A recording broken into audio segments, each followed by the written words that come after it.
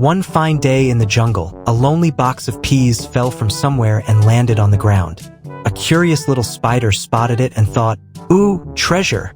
She scurried over and tried to open it, so she grabbed a pebble and whacked it. Nothing. She frowned, muttered something about cheap packaging, and fetched a bigger rock. Thud. Still nothing. Now she was mad. She brought an entire collection of rocks. Big ones, small ones, emotional support ones, and launched a full-scale attack. After hours of effort, the spider spotted a massive boulder and dropped it on the box. Nope, not even a dent. By now she was sweating. Do spiders sweat? And yelled, "Fine, gravity, do your thing." She shoved the box off a cliff.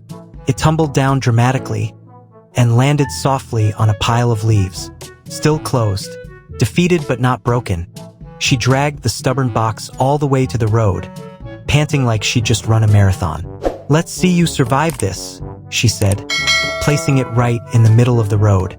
A car came flying by and squished the box flat. Peas exploded everywhere, so in the end, the peas got pureed, the spider got pancaked. Inside a house, an ant was carrying away a chip she had stolen. Suddenly, a few bees noticed her and flew down to take the chip from her. Soon, many bees surrounded the ant and began trying to snatch the chip away. One bee lifted the ant into the air, but the ant refused to let go of the chip. The chip broke in half, and the ant fell to the ground and became unconscious. When the ant regained consciousness, she saw something moving behind some plants. It was the chips, but they had come to life. The living chips surrounded the ant, which frightened her. Terrified, she started running away, but the chips chased her. While running, the ant fell into a crack in the ground and fainted again. After some time, she woke up and realized it was all just a dream. She had dreamed that the chips had come alive.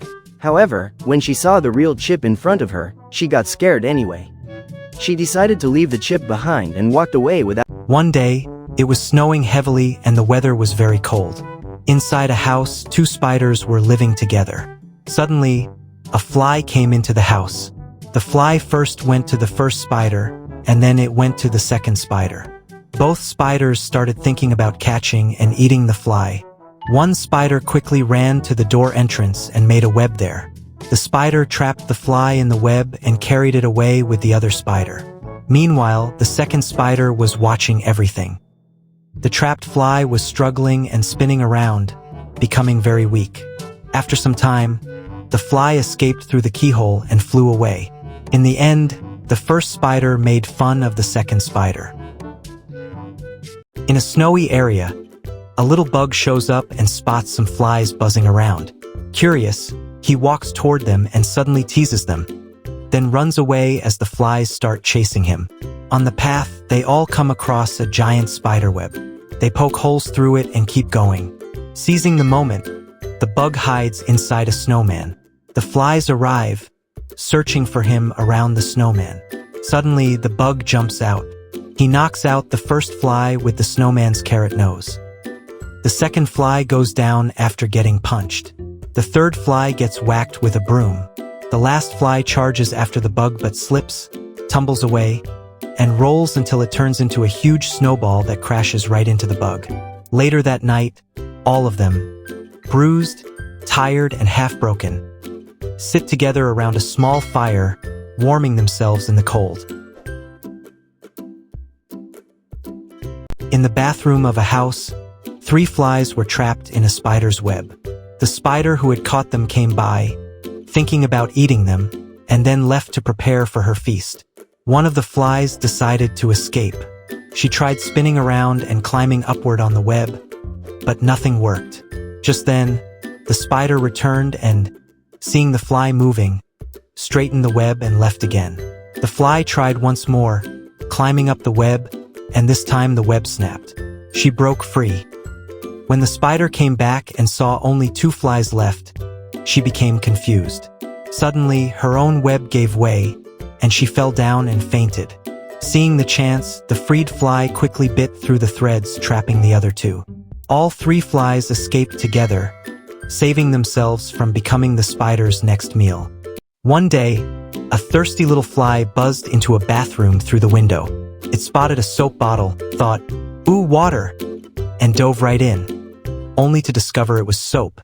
After a few sips, the fly staggered out, dizzy as if it had just spun on a roller coaster, flopping around like a tiny drunk. Just then, a spider spotted the wobbly fly and thought, "Lunch is served." The fly tried to escape, but nope. Crash. Down it went again. The spider started chasing it, but it slipped on a towel like it was on a mini slip and slide, heading straight for the fly on the soap. As soon as the spider got close, the fly zoomed off like a tiny superhero. The spider, now covered in soap, slipped, slid, and belly flopped straight into the sink. The fly, feeling mischievous, turned on the faucet, splash, and gave the spider a watery ride down the drain. Finally, the fly shook itself off, did a victory lap, and buzzed out the window like a tiny bathroom champion. Mission accomplished.